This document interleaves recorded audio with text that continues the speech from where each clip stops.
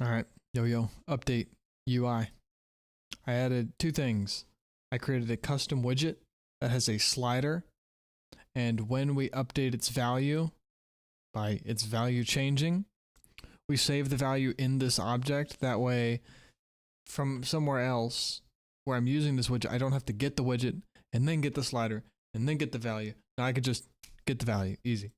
And then, and it also triggers an event dispatcher that tells the widget that this is contained in my case, my game menu. It tells it when to actually go and check the value. So when the event's called, then I get the widget and its value, boom. And it's just like having a slider itself in my widget, but now I can have custom functionality in it. So the animations are now handled in this slider instead of me having to separately animate every slider. And it has a border now. That way, whenever we highlight it with a controller, it'll work. Hold. One sec, please. Okay. Whenever I hover over it with a controller, we'll see this with the main creation menu here. So when I eventually remove the blue bars, here, I'll show you better. When I remove the blue bars here for the default navigation, all these things now animate. So there's always feedback. Excuse me, that isn't built in. That isn't the built-in controller shit, because sliders. Excuse me. The only, and same with this button right here, the checkbox. You could only tell that you're selecting it with the blue shit. But I want it to look a bit more crisp. So, and some things don't trigger the blue. So I want everything to be animated instead and be custom. So. Once I remove the blue, it'll look fine now, and it works just as usual. When you leave it, the animation goes away. Same thing with mouse. You leave it on mouse exit or mouse leave is when the highlighting part goes away. So sick. Yeah, we can start the game. I'll show you the same shit. So here we go. We've got, oh, I have a mic thing too. I'll show you, but we've got the volume works. Oh, yeah, I made the sliders a lot. I just made the steps a lot bigger because, I mean, how much fucking sound do you need? Same thing. So, the other thing is if I turn this off and I press R.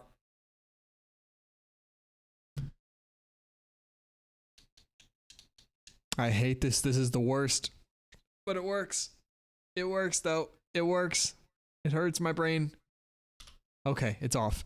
But I have another thing in this widget that when you talk, it displays how loud your voice is and gives you visual feedback to show that, hey, my mic is working. Well, how do we do this? I created a blueprint interface. Thing, don't crash, please. I put it in, what did I put it in? What did I even put it? Was it in widgets? What? I thought it was like audio assets or something. No? I have no idea. My brain. Oh, voice chat. That makes sense. Duh. Because it's part of voice chat specifically. So I created an interface and I just implement this in my character. Because what do we need to do? Well, we need to get the voice from the character. Well, how do we do that? And why do we want it? What's the whole point of voice? The point of voice in this game is to talk to other people and to trigger spells. And there are two separate things there. One is a thing that just listens to your computer mic and that's it, and doesn't care about the volume or anything. The other one is a thing that takes your and converts it into words, into strings, and then we use this to trigger spells. But the other is an object that is spawned in the game. You attach it to your character, and that's where your mic actually comes from, and we can apply effects. And that goes over the network multiplayer. That is the part that we care about, making sure our mic works. So the functionality for that already exists. We have a variable. It's this component. It's this VoIP reference, this VoIP talker. It's what you use to add VoIP to the game, and there are plenty of tutorials on YouTube for that. But we use the VoIP ref, and in the VoIP ref we can get or what is it? Or it's just voice level. There it is, voice level. And you get the voice level, and that just gives a float for how loud you're talking. By default, it's 0 because you're not talking, but when you make sound, it goes up. And even if you're loud, it's going to be small values. It's going to be like 0.02, 0.03 at max. And that's like if you were yelling, maybe 0.05 or something like that. It probably depends on your mic, but mine's low. So what do? I need to get those values from here. Well, I could, and I need to get them like constantly, like on tick or on a very fast timer or something like that, so it's live. And so, how do we actually do that? Well, we need to get that value, but how do we get it from here into the widget? Either I could have the widget tell the player to send the info to the widget, but that's clunky. I could tell the widget to just get it from the player, and that makes more sense. The widget gets the info from the player and uses it. It's the easiest way. Well, how do we do that? Either I could have a timer or on tick, and I have to cast to the player, which is expensive because I bring everything in the character into scope every time I cast to him, I think. And so instead, and it's like I cast to him, get this voice, and then use it, okay, and update the visual accordingly. Or I could just create an interface, and it only brings the values that we need, that one value and that one function, apparently, into scope. It only loads that one little bit. So the overhead should be smaller. And so, how do I actually do that? I created another custom widget. I added an image, and I added a border, and I added text so that we can visualize the numbers too, just for extra feedback. And so, in here we have two functions. We have the border has a default not talking color. And whenever I turn the menu widget off, I call this function to reset the visual back to default. That way, when I turn the UI back on later on, it starts here and voice is not on. Only when I speak, only when I go to the audio settings, will it re-enable this, the visual, by calling update voice visual. And actually, it will not do this. The main menu will call its own function that will tell it to start updating the visual. So there are three functions here. I could just say, okay, every tick, go to the player, get the value and do this. Or I could have a timer. And for the timer, I could have an event that calls the timer. Or more concisely and has less clutter in my already large blueprint, I could just have three functions. One function to start updating the thing. So we call this function, and now it's updating the visual as you're talking so that it's going up when I'm talking and down when I'm not. And another function that is actually being called by that timer that's doing the updating. And then another function that stops that timer and resets the visual back to default. So in audio input, I have the start. We set a timer. It happens only 10 times a second, which is a lot better than tick, which would be like 120 to 40 times a second, something like that. And we say, hey, one, create a timer. And two, or at least update our timer with this timer now. Two, every time this timer ticks and completes, call this function that will go use the interface, get the character that owns, or the player character, or the player controller that owns this widget, because widgets are added to player controllers. And then, because you can't add it to just a pawn, you add it to a player controller. We get the pawn that is being controlled by this player, which would be our actual character. And then from him, I use the interface to get the actual value we're looking for, which is the voice volume. And that's just in this interface. It's an interface function because it's not taking anything. It's only returning something like that. Because most of mine are events. I'm not exactly sure what allows an interface to be a function versus an event, but this one is fine as a function. So it might just be because it's not receiving parameters. I'm not sure. But all we do is we get the VoIP talker, which I call VoIP reference. Oh, I gotta pop my chest. And then we get the voice level as I showed earlier, and then we just return that. That gets sent to the game menu, and every tick we are getting that current, well, not every tick, but every 10 times a second, so it's fast enough, we get the value from the player, the current voice level, and then we say, hey, update the visual, which is a component inside here. It's just a widget that is inside here. I added this little voice thing just to show, hey, this is voice, whatever. I'll make it better maybe later. It looks fine right now, I think.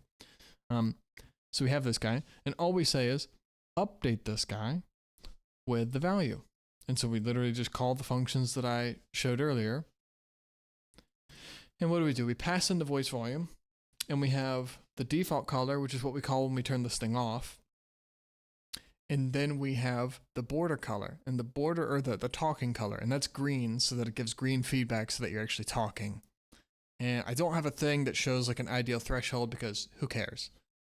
So we have this default green color, and I don't want to use its opacity because then it would be either green when you're talking and then nothing when you're not. It would be cool if it could be a little bit more responsive.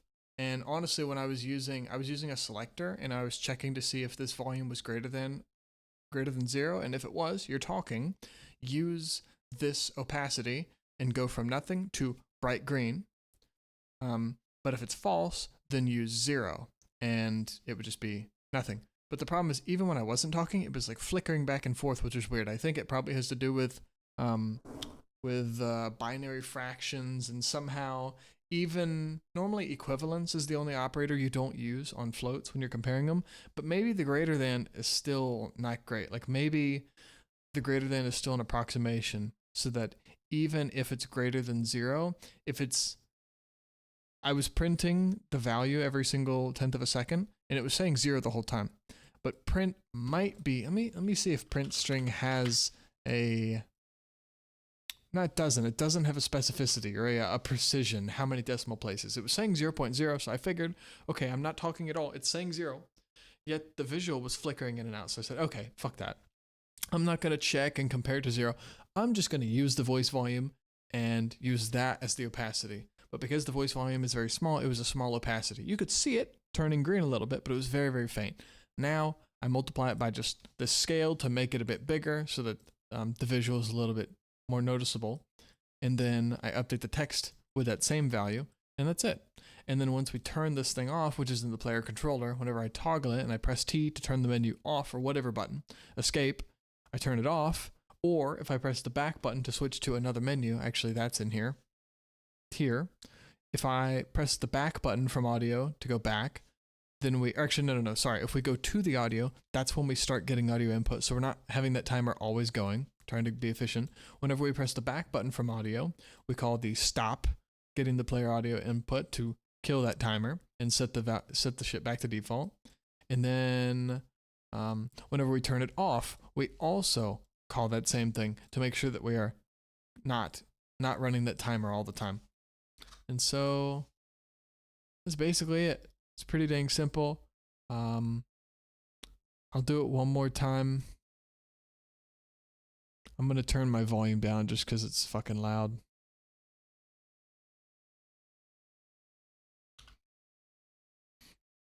So I press this. All right. Yo, yo. Yo, yo, yo, yo, yo. Testing. Yo. All right, so something like that. It's whatever. It's not amazing, but fuck it, it's fine. It works. It's good enough. Sorry for the fucking ear rape. Oh, I thought it crashed. One thing that is, I do have a current bug. For some reason, my multiplayer died. I don't know why the servers are not popping up. So when I create a server on a listen server and then I try and join it, the servers don't pop up. I restarted the computer. I haven't checked that yet because I just did this. I just started recording when the computer turned back on. Hoping it was just some sort of local network issue or something, because I've never changed the logic from the beginning. Never. So I'm probably going to go and I'm going to go into my little server widget creator. No, I'm not going to do that. I'm going to do the server browser, and when we click the refresh button to find servers, I'm going to print string append so I can print some custom shit. I'm going to make it last 10 seconds, and I'm going to say number found servers, and it is the length of how many servers we found. Please, hello, I can't aim. Boom. And now, before we actually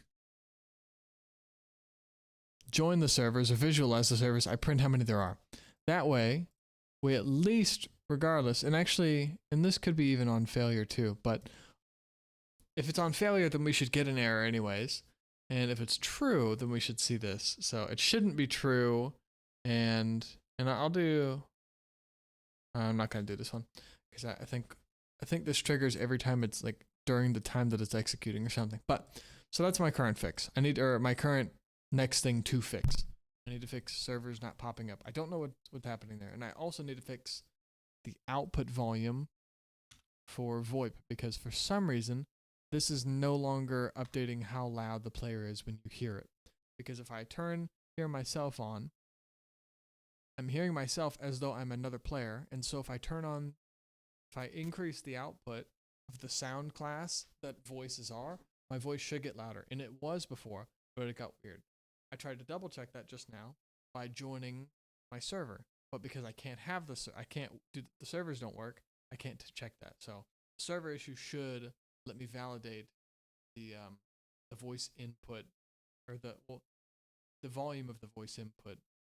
I guess we'll just call it voice output volume. But whatever, that's it. So I made a custom slider in order to have better gamepad visualization so we can actually see what's going on, focusing and whatnot, in custom animations. Then made a visualizer that shows whether we're talking and how loud we're being and whatnot, just so shit looks better. You're playing and making sure that your mic's working. Just quality of life shit. But all right, that's it.